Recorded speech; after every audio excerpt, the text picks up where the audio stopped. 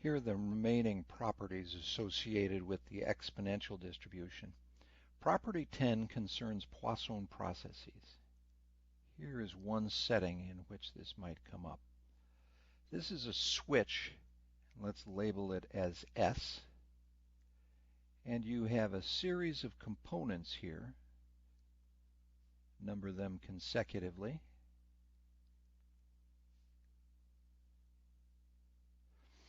Each one of these components has an exponential lambda lifetime. So they're identical components in that they have the same lifetime. And here's what the switch does. The first thing it does is it puts component 1 online. When component 1 fails, there is perfect sensing of failure of component 1, and then perfect and immediate switching to component 2. And that's the purpose of the switch. As soon as component 2 fails, the switch will send it to component 3. If you were to draw a time axis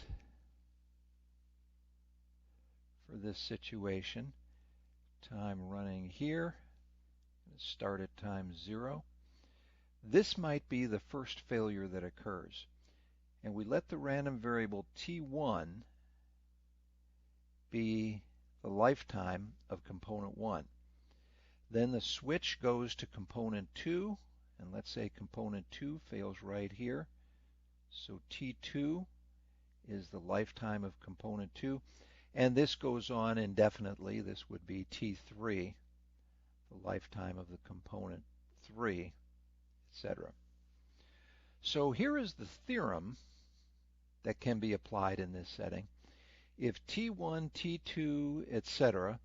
are independent, identically distributed exponential random variables, and those denote the inter-event times for a point process, then the number of events in 0t has the Poisson distribution with parameter lambda t.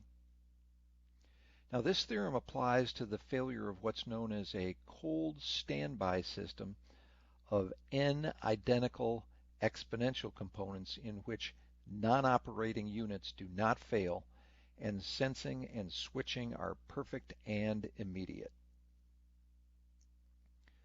The probability that there will be fewer than n failures by time t, based on the Poisson distribution, is this expression right here. This would be the system reliability for this cold standby system if you have n components in the system.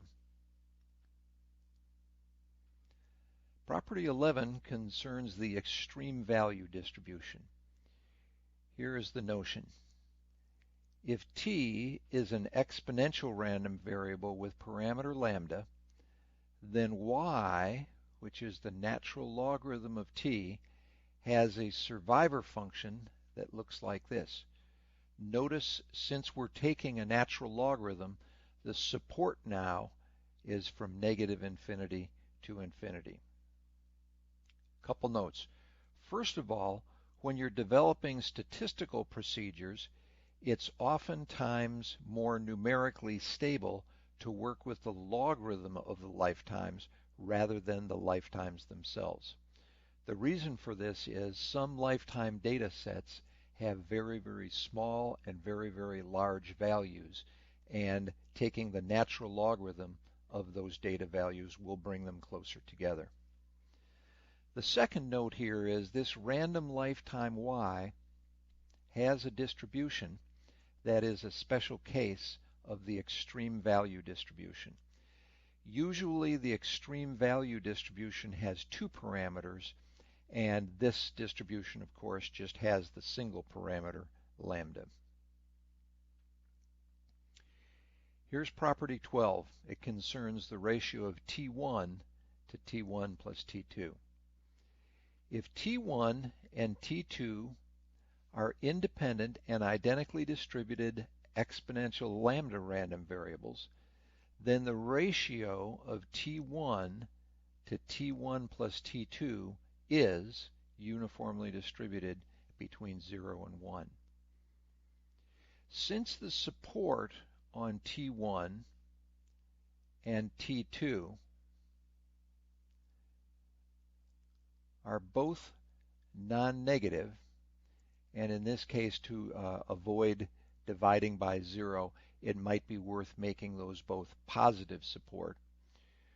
We know that this must be a positive quantity because you have a positive numerator and a positive denominator.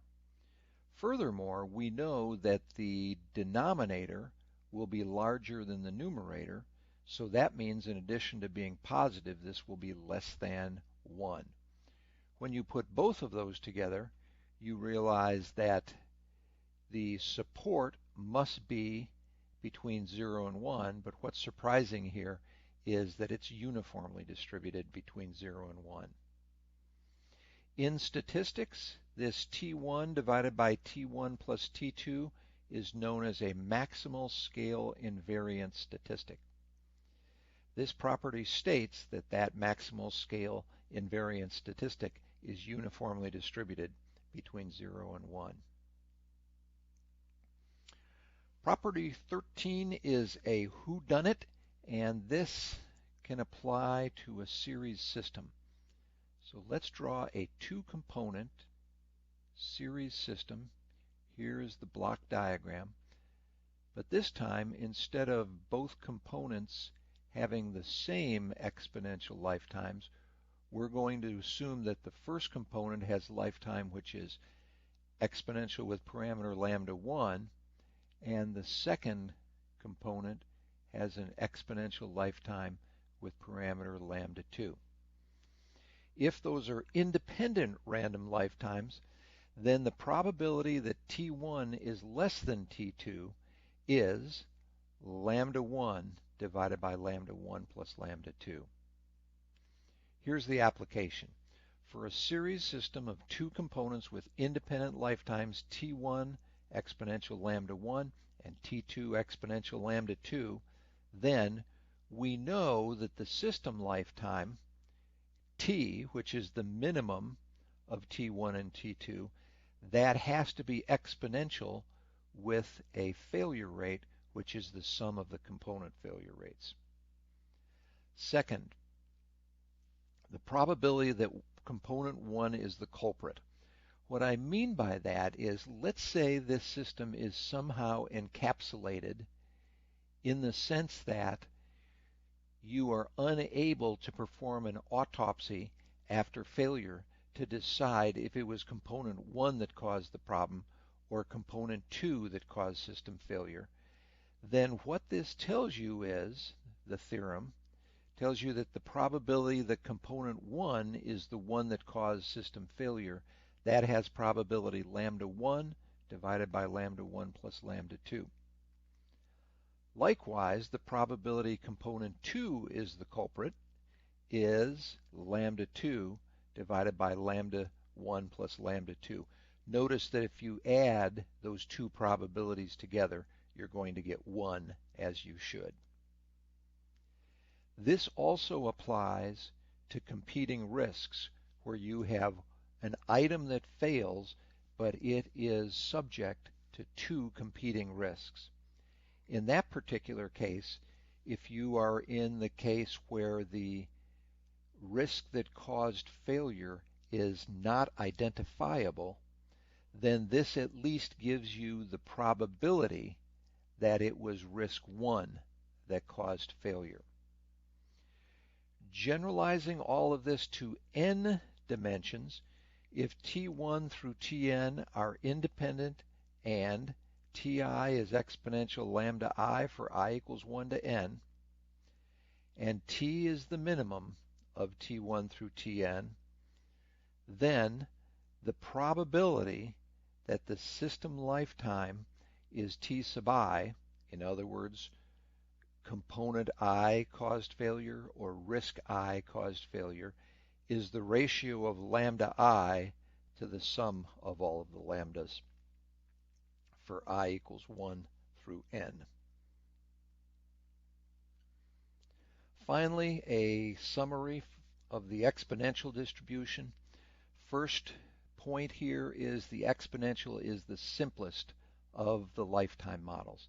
It is the only continuous distribution with a constant hazard function. It is also the only continuous distribution with the memoryless property. So that's good news concerning the exponential distribution.